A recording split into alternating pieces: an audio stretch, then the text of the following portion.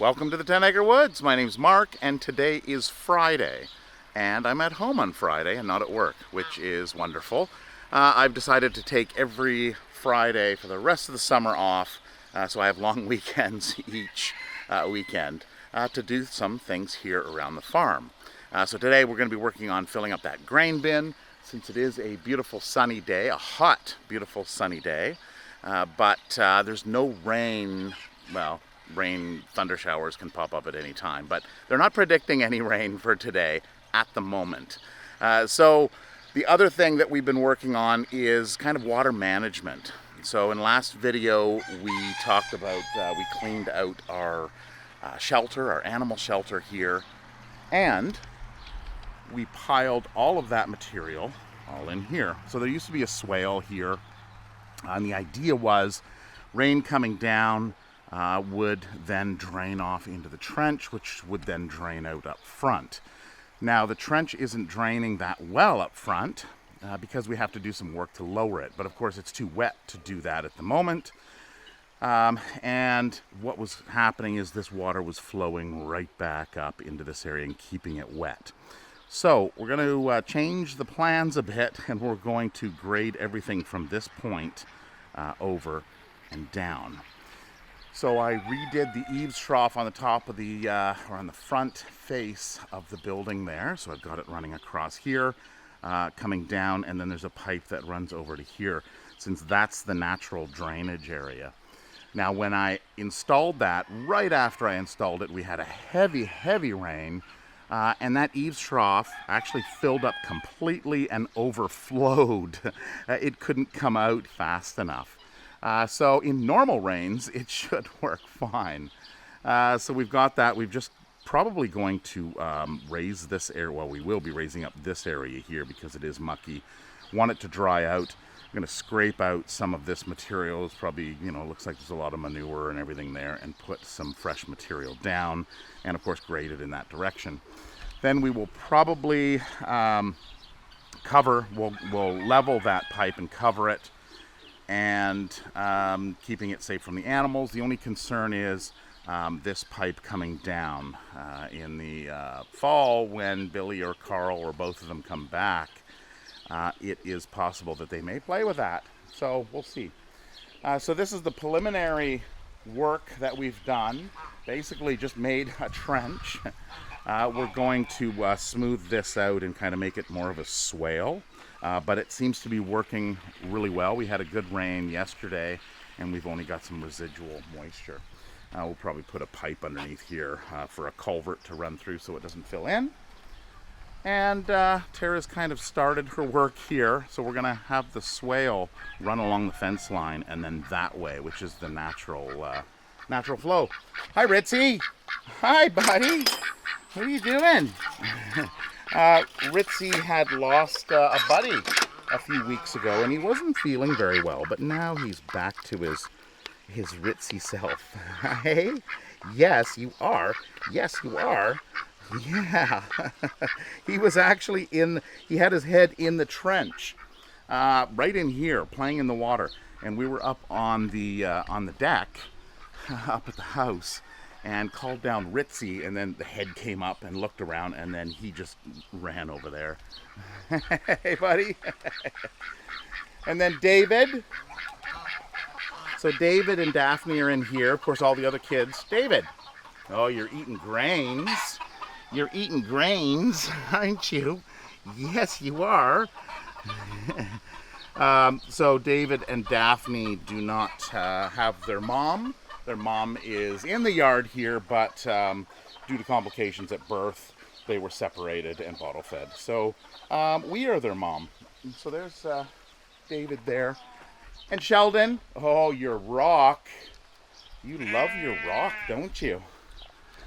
His lips just get going. It's his itch rock. Oh, it feels good, eh? Yeah, there's Sheldon.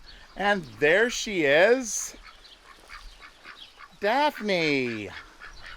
Oh, what's up there? You want some, I saw her look up. Here, let's grab a couple of these. because Willow is a favorite. Oh, good, eh? Here, Daphne. Daphne, look. Oh, there you go. Yeah, probably the favorite treat is Willow. You see she's looking up for more. So we've been keeping this trimmed. We're going to trim it up a little bit more. You can see how it comes down. We want it kind of canopy. And then we just take that and we throw it over into the animals. And they enjoy it. All right, so getting off to working on the grain bin. So here's the swale here. Naturally, this area, this darker area here where the grass is dead, that's the low spot. You can actually see there's a little bit of water still left in here. So we're going to, well, we've done this. We'll clean it up and make it more of a swale, clean up the edge, and then we'll slowly over time add more fill to here so we get the drainage that comes across. Always an issue with water management here, it seems, but we'll get it one way or another. Onyx! Onyx! Hi, girl. What are you doing? Hi. Oh, Onyx. So if you're new to our channel, first of all, welcome to our channel. Welcome to the 10 Acre Woods. We are a nonprofit farm animal rescue and an interactive petting farm. And that actually confuses some people sometimes because they say, well, you're an animal rescue, but you breed animals. So I understand those things don't really go hand in hand. But we are both. So some people can't kind of grasp it. But I usually tell people it's kind of like Walmart. You know, they've got the grocery department and they've got the clothing store. So are they just a general store or are they a grocery store? So we started out as a petting farm, or a farm, just a hobby farm, and then found the need for animals that would need to come in and rescue. And then we rehomed those animals to good homes as they come up. We do have kind of a standard staple of animals that we have on the farm here. Some of them have come in as surrenders, and those are the ones mainly now, all the ones here on the farm now. So we do breed our pygmy goats. We actually have a waiting list for our pygmy goats because they are so friendly. Because in 2016 we opened up as a petting farm to allow the public to come in. They of course pet the kid goats. There's rules: no running, no picking up, no hand feeding, and those rules are in place to ensure that the kid goats aren't being chased. They're not being fed, so they're allowing them to jump up on people. We want them to eat off the ground and not try to jump up. So there's a few different rules that we have that helps that. So every spring we have a bunch of kid goats born here. And then of course off to the side of that is the rescue portion of it, which there's a wild portion of it, which we work with many different agencies in finding the right location for that wild animal. And then we work with the provincial vet for animal seizures. We work with conservation as well as the RCMP and the local animal officers, kind of like the city pound, but the country pound. So that's what we're about here. So anyway, Tara is just getting some bags of grain ready. I am going to set up for a time lapse of this because it may be boring just filming the whole thing. But we have wheats and barley that we are gonna load in. We get these grains donated to us, and we get so many grains that we actually donate grains to other animal rescues in the area. So when they're running low, we contact them and let them know that we do have grains. If they need them, they can let us know. We can have some available for them. And the grain bin is right here. So we were thinking about getting two, but I think the one is big enough.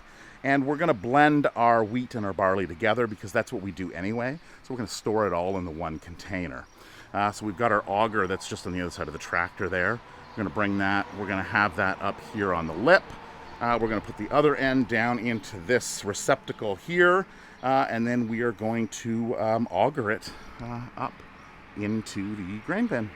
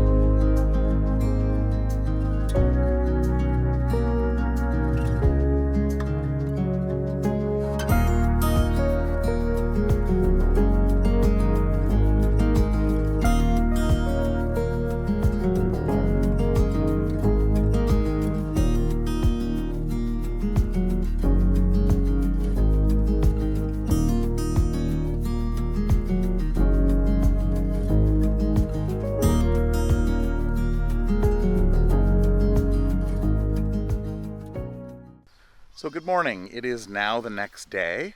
It was quite hot yesterday when we filled up the grain bin. We ended up going into the building and doing some cleanup where the grain was being stored. So we kind of turned on our air conditioning in there and spent a little bit more time in the cooler temperature. So this is a 100 grain bin. And you can probably see the shadow. It's right below that rusty line there. So we're looking at about maybe 80% full, 75–80% full. This is a mixture of wheat and barley that we put in here. So we did kind of 2-in-1 wheat to barley. So we had a little bit more wheat. So a bushel of wheat weighs about 80 pounds. So in calculation, there's probably about 4,500 pounds of wheat in here, which is a good place to store it, get it out of the way. We were storing it inside. This is the auger that we used here. We just put a barrel over the end to keep the motor dry, because just in case it did rain. But we have an idea on where we're going to store this, probably at our carport. Slide it in there just so it's protected from the rain.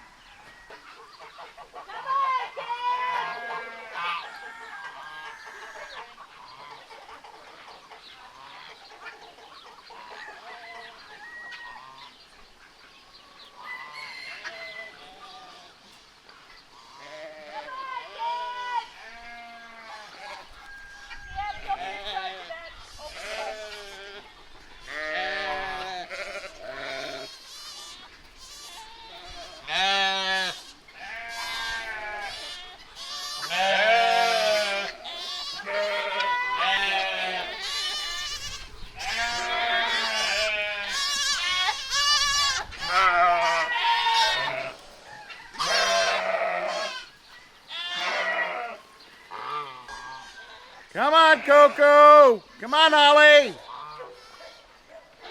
Come on!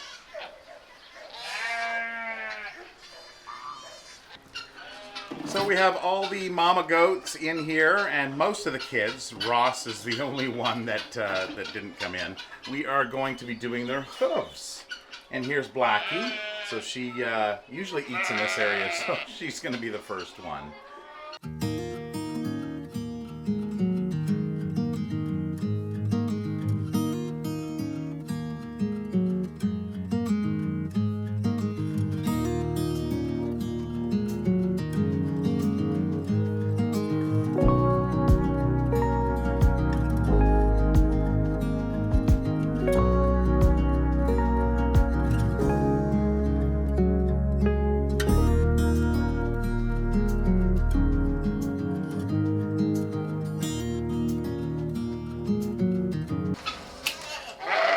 Hi. My name's Jessica. I'm here to volunteer. Hi, Jessica. All right. We got started without you. That's fine. Come on I'm in. a little late. I'm longer to get here than I thought. So. Come on in. So this is goat trimming. I see. Right? Not too many. I think we've got, what, 4? Left. Yeah. Good one. Right. Hi. Is that your mama? Right. So see, it's getting down. Look, you're sweating. I know. It's humid. It's hot out today. Which is why we. So, tell us about your choices and what your plan is, or. Okay, so I'm interested in vet school, so I'm at the University of Winnipeg doing all my pre-vet stuff, and I'm volunteering at Airwood Animal Hospital. I've been doing that for a little bit, and that's all cats and dogs though, so I wanted some bigger animals and farm animals. See what it was like? Yeah, pretty much. There's so. a very big need for large animals. Yes, Yes. I know. And you know what? It's really fun. Okay, so have you ever looked at goat hooves? Have I ever done what? Goat hooves? Nope, I have not. Okay, so she's got a, right here on the sidewall, it's pushed away from the sidewall. So I'm actually going to, where's that iodine? Who's that? Is that your mama? crazy. This is called copper care. Okay. It takes care of, so on this hoof wall, this is the first time I've seen it on our farm. See how it's separated? Yeah. Right? So it can create some issues. So I'm just preventative Yeah. You should Put have probably done that after you're done. Yeah, because I'm going to get green all over my pants now. All right. Okay, so let's put her down. They prefer to be held. Yeah. I know, I'm getting it.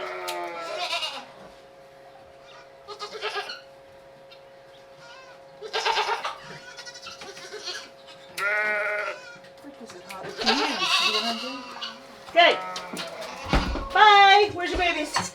Oh, they'll follow. All right. Who's next?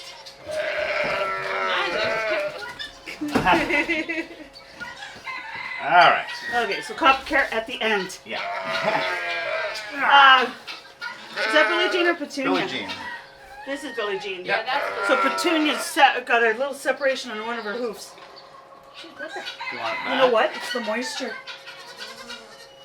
The moisture is. here. So I'm pretty much just following the hoof line. Yeah, should make a V.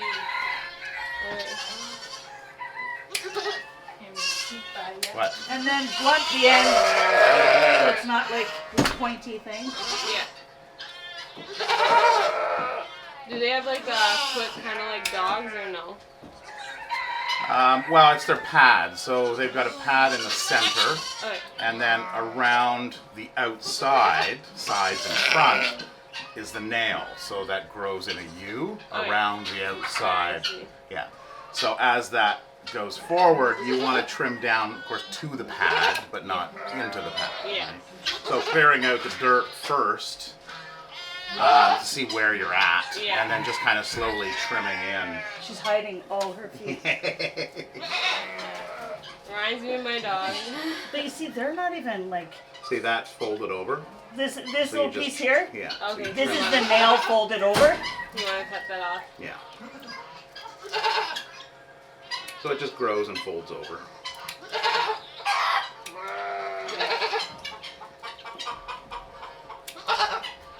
They're not that bad. These blackies. It's mostly just the back feet that we're looking Blackies. Oh, hang on, There's the odd long one, but yeah, you could do it that way too. Like.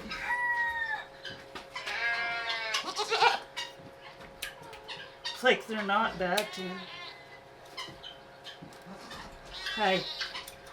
It's nice to see you. Actually, it worked good when you stand up, Mark. Yeah. It's really heavy, yeah. So we had Jessica come. We were going to wait for her to do the hoofs, but she was running a little bit late, so we decided to get started. Jessica is one of a few over the years that have come in interested in becoming a veterinarian or a vet tech, and they come out to the farm for some experience. So we went over goat hoof trimming with her, and then currently she's just getting a tour with Tara and Tiana there, and she'll kind of learn the larger animal breeds. So I'm not sure how it picked up on the audio while we were actually doing the hoof trimming, but one thing you can do is something we're actually going to do is they've got a play structure, and their play structure is right over there. So you can see the ramp that goes up. And what we do is, or what we will be doing is getting some asphalt shingles and putting those to the ramp so that every time the goat runs up, they, wear their hoofs down a little bit. So it all depends on the conditions of the ground that they're on. If it's grassy soil, then it's not going to wear down very good. But if they're on a rocky terrain, kind of like gravel like this, then it'll wear down a lot quicker. So we only usually have to do their hoofs once, maybe twice a year, which isn't so bad. But whatever you can add to it to have them kind of file their hoofs down naturally will help out. So our cat update. So we have 6 black cats. Tyr here is the latest one to come in. He came in, he's been with us for about 1.5 years. Let me just move. Oh, there you go. Oh, so 6 pounds apparently, right, Tara? Yeah. 6 pounds. We're pretty sure it's a male, but the paperwork from... Just interrupt. You have the cat. Don't move it? No. Get a good picture of that wound so I can have a really good look at it. Oh, okay. There's a wound? Oh, yeah. Okay, so he has been to the vet and looked after. He's slow coming around, but when it comes to tuna, that is his weakness. So you can hear him just kind of meowing. You want some tuna? Here, what's this? There you go. So we haven't really been able to pet him, but when you give him tuna, he is completely engulfed in the tuna. And once he starts eating it like he is now, yeah. You're gonna have finished, okay, eat your tuna. Maybe he has to get a mouthful first, but you can see I was able to pet him, which is not something that happens very often. Oh, good stuff. Oh, you guys want some? Rhea, you want some? Here, I'll put some down here. Of course, all the other cats are starting to come in and wonder what's happening. Good boy, Tyr. Oh, good boy. Yeah. Oh, it's not so bad, is it? Yeah. He's got such a sad meow. Oh, yeah. Am I disturbing you eating your tuna? But tuna seems to trump his fear over being pet by us, so. All right. So we have 6 black cats. Rhea here is one of them. Are you having your tuna there, Rhea? Lucifer up top. Anara, the mom to these 2. And then we have Nix here. Hi, Nix. And we have the TV star, Koda. Hi, Koda. What are you doing, buddy? You can see how chill Koda is. And something with Koda is last year, if you've been watching, we had a TV setup here, so a TV filming. So I'm the rental director at our local community club. They contacted me there to find out about rental space, and they asked about, do you know of anybody who would like to rent their house out for the day to do some filming? I thought, well, that'd be pretty cool. So I said, oh, sure, you can use our house. So they were here last summer and filmed a True Crimes Network type docu-series. So I think there's 26 or 29 episodes that are true life crimes that have been reenacted. So we've been waiting and waiting on the True Crimes Network to see it appear. And the other night I went onto the True Crimes Network, still wasn't there, still wasn't coming up. So I just Googled it, and it came up that it's actually on Prime Video, and it was released April 15th this spring. So it's been out that long. So if you have Prime Video, you can go on there. I think you need to have an add-on for Super Channel, a Super Channel add-on. But anyway, I went in and got there's a 30-day free trial for Prime Video, and then a 30-day free try for Super Channel to get the add-on, and then you've got it available there. So it's season 1, episode 19. And we watched it the other night, and it was neat. It was local here in Manitoba, up in Inwood, Manitoba, which is about an hour and 15 minutes northwest of our location. I think a lot of the other ones are like in BC and Texas, but I believe they were all filmed here. So Koda's scene actually took place right here on this table. Ivan is jealous of the time she spends with friends and family, and is even angry when she cuddles her cat. All of her complaints culminate in her claim that Ivan loads a shotgun and threatens to shoot her.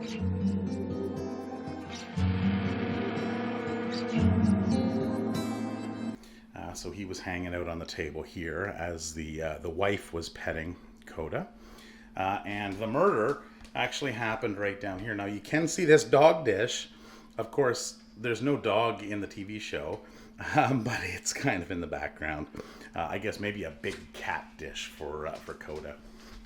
And then they did some other filming here and on the kitchen scene to make it look like different houses. And then the other one was coming in from here, this angle. And then they were sitting all around here talking about their crime and drinking. And so that was that scene there. So the TV show is named Heartland Homicide. Again, available on Prime Video / Super Channel. And it is season 1, episode 19. So leave a comment down below on what you think, how you think Koda did in his acting. I think he did quite a fabulous job. Anyway, that is it for yet another video. I hope you are all healthy, safe, and cool, depending on where you are in the world. I know here it's pretty hot and humid. Stay safe, take care, and until next video, have a wonderful week. Bye-bye.